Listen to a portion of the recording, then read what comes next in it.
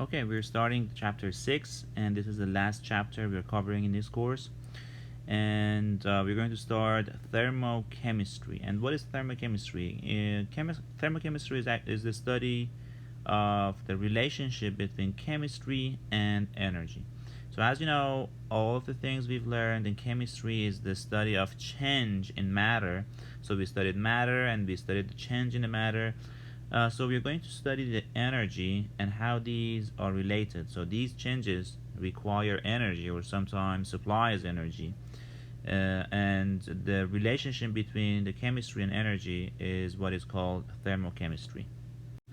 So we are going to learn some key definitions before we start. So the first one is the energy itself. So what is energy? Energy is the capacity to do work. It's not the work itself, it's the capacity to do work. What does that mean?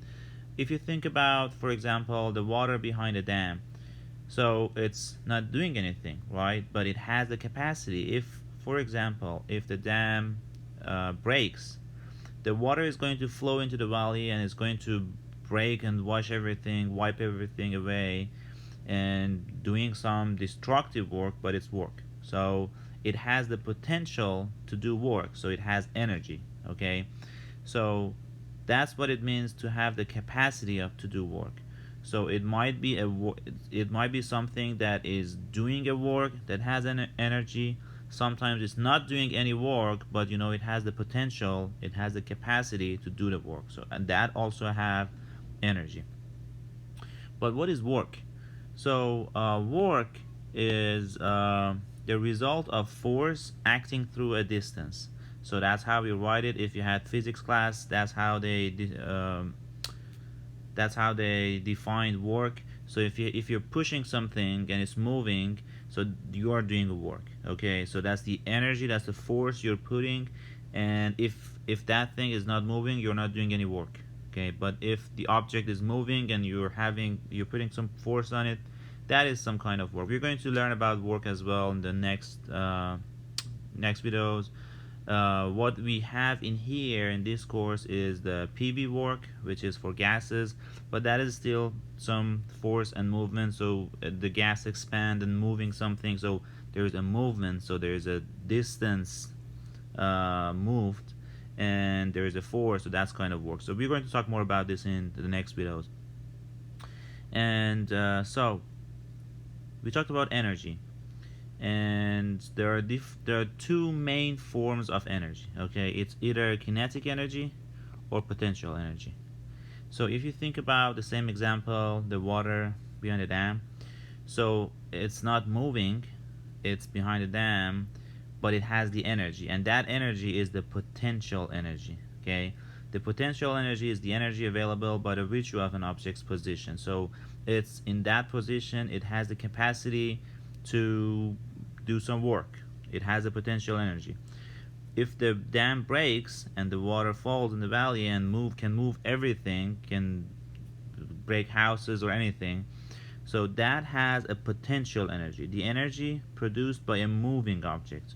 Now at that time the water is moving and has kinetic energy. So we can sort of simplify it by saying kinetic energy is the energy of motion. So whatever is moving has the kinetic energy. Potential energy is the stored energy.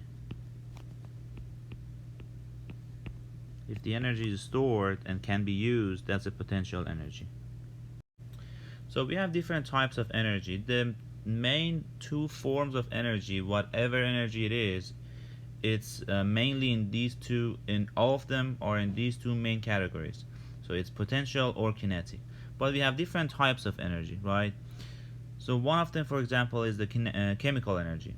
The energy stored within the structure units of chemical substances. For example, if you think about you have camping, you have campfire, you're burning the woods. So the bonds in the wood, when you have fire, the bonds in the woods have some energy that by burning it, you're releasing that energy and make heat, right? So those energies stored in the chemical structure called chemical energy. So, and that's kind of potential energy because it's stored in the wood's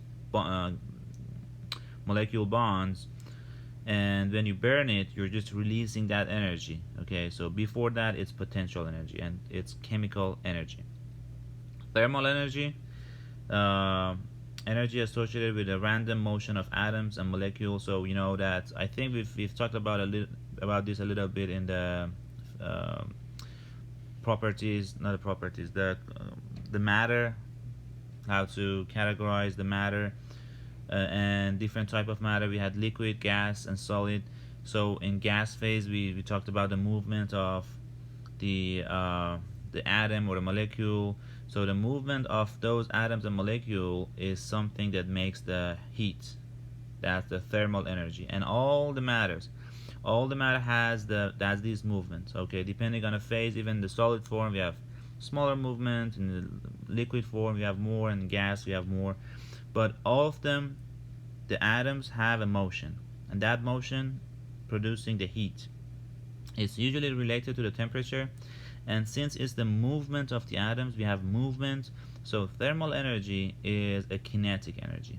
Okay, there are also different types of energy. We have mechanical energy, we have solar energy, we have electrical energy. There are different types of energy, but all of them could be categorized under the two main forms of energy. They're either kinetic energy or potential energy. Okay,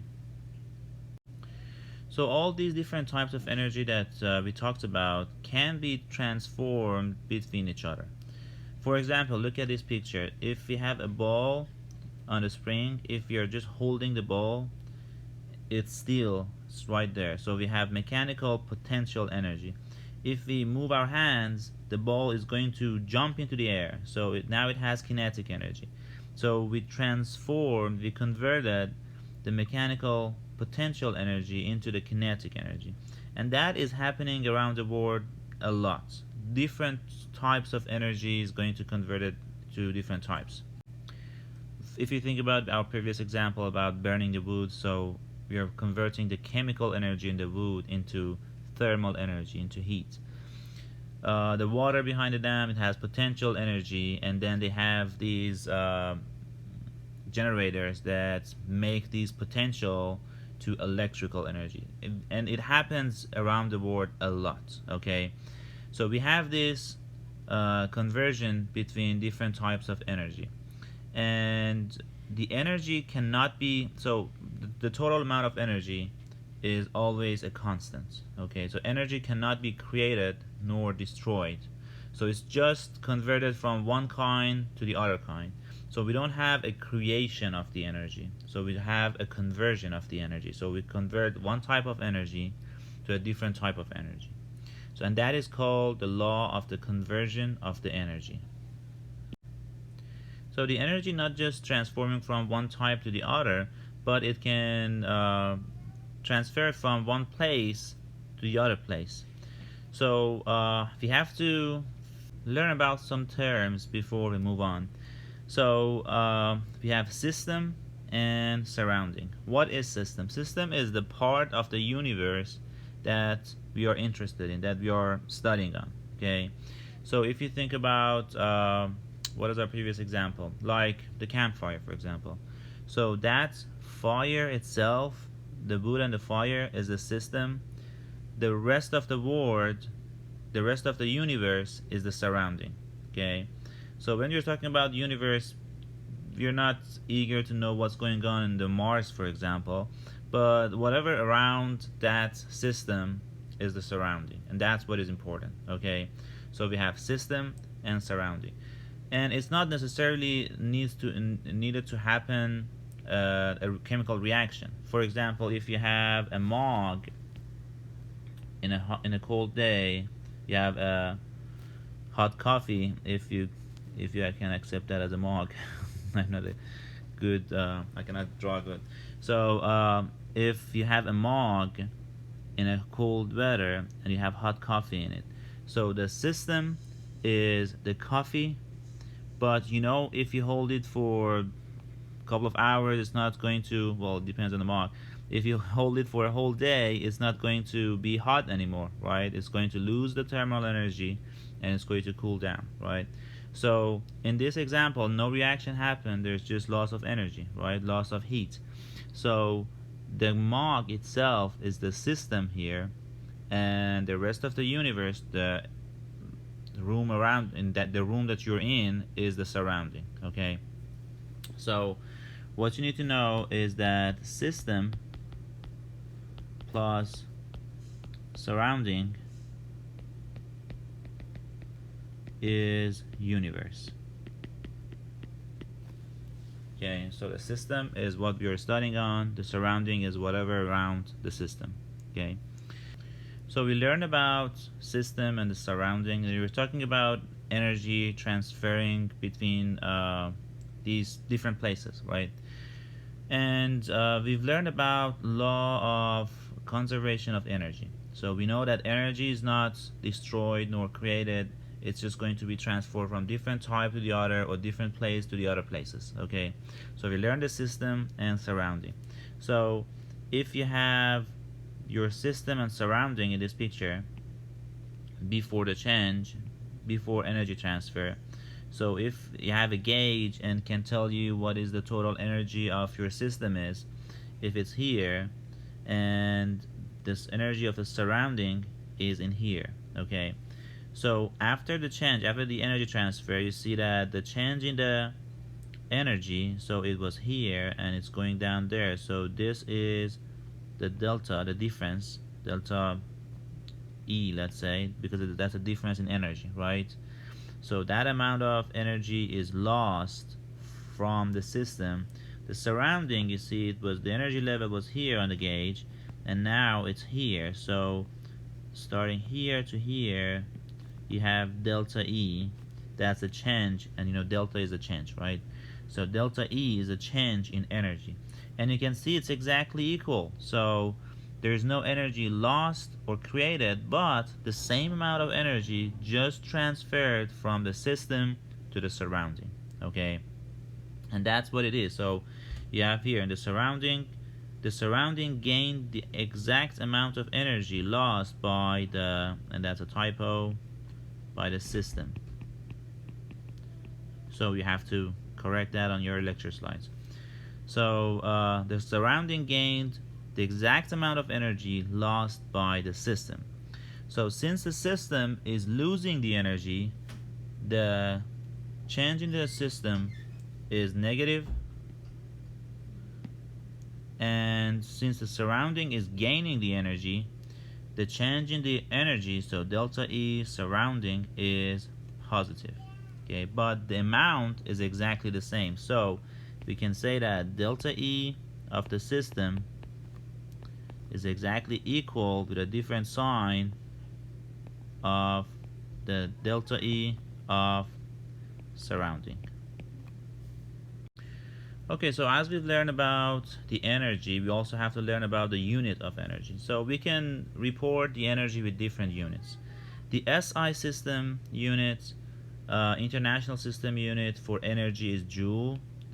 But there are other kind of units that we are using for energy. Okay, so joule is the base unit, the base SI unit, and it's also equal to this unit, and it's good to memorize this. Because sometimes in the formula that you're using the energy, you might want to cancel the units, but you cannot find joule to cancel the joule with. But there are different units, and the joule itself equals this unit. And where does that come from? So it's energy, right? It's a kind of work. So we know the work is force times the distance. The distance unit is meter, and force, how do you find force? If you remember from your physics class, is the mass times acceleration. Okay, and the mass, I write it here, the mass SI unit is kilogram, and acceleration is meter over square second. And so that's the force, and the distance SI unit is meter. So kilogram times meter over second squared times meter. Okay, so meter by meter is meter squared. So kilogram times meter squared over second squared, and that is joule. So we have it here. If that helps you to memorize it, you can find the relationship. How do we get there? If you just want to memorize the unit, that's also fine. Or sometimes I think about this. So if you use everything in SI units, whatever you get is also in SI units. So if you know joule is SI unit in energy, and whatever quantity you have in your formula, use in SI unit, and you will get your unit in SI. Okay, that might be confusing a little bit, so when you are working with the formulas, I will let you know how to work with this. The other type of unit that might be used commonly for energy is calorie. So calorie is the amount of energy required to raise the temperature of 1 gram of water by 1 degree Celsius. Okay, so why is it just water? You will learn about this in the next videos, that each different type of matters have require different amount of energy to increase the temperature. So they chose water as the standard, and that's how it's defined. Okay, so that's how it's defined. That's how we learn it. So we learn about joule, we learn about calorie, and there's also a calorie with capital C, which is mainly used in nutritional energies, and they use it on as these capital C calorie, and it's basically 1000 the small calorie. Okay, so it's 1 kilocalorie is 1 calorie with a capital C. Okay, so the things that you see on the products you buy as your grocery, the things you eat, is, for example, you see a candy has this amount of calories, it's always with a capital C. Okay, so anything related to the nutritional energy, that's capital C calorie. Okay, so you have to know these equalities to make the conversions. Okay, the last one, I don't want you to remember this, so just strike out this one. You don't need to learn about it, but that's also a different type of energy. Okay, so we have that, and we have the equality, but I don't want you to memorize that. It's good to know it, but I don't want you to memorize it. So we have these kind of units of energy. It's good to learn how to do the conversion between these units. You've learned about dimensional analysis, so it should be easy for you to convert between the units. So let's have a practice. So on a Snicker bar, you can read that it has 215 calories, and you can see it with capital C. And as I said, even if it was not like that, you know it's a nutritional energy, so it's always with a capital C. So it has 215 calories in 44 gram of the candy bar. Okay, convert this to kilojoule per gram. So we want to know what is the energy of the candy per each gram. Okay, so what we have is 215 calorie with capital C in 44 gram of the candy bar, right? So we want to convert that to kilojoule per gram. So the denominator is gram, so we're good with that. So we just have to convert the calorie to kilojoule. So we've learned that calorie from the previous chart, that each one calorie is 4184 joule, right? So I don't want calorie, I put it on a denominator, and the equality I have is from calorie to joule, and we just learned this from the chart from the previous slide, that 1 calorie with capital C is 4184 joule. Okay, but we don't want joule, we want kilojoule, so there should be one more conversion. So I don't want joule, I want kilojoule. I know 1 kilojoule is 10 to the 3 joule, right? So I think we're good with the units. Calorie with calorie, joule with joule. We have kilojoule and we have gram, and that's what we want, kilojoule per gram, right? So we are good with the units. The rest is just putting these numbers in the calculator and find the number. So it's 20.4 and kilojoule over gram. So we've learned about energy. We've learned about different type of energy. We know that the two main categories are kinetic and potential energy, but we know we have different types of energy, as different types of energy like thermal energy, mechanical energy, electrical energy. And we've learned that energy is never destroyed nor created. It's just converted between different types. We also learned that it can be also transferred between different places. And we've learned about system and the surrounding and how energy can be transferred between these two, but the law of the conservation of energy is always obeyed. We also learned about different units of energy and how to convert between the units.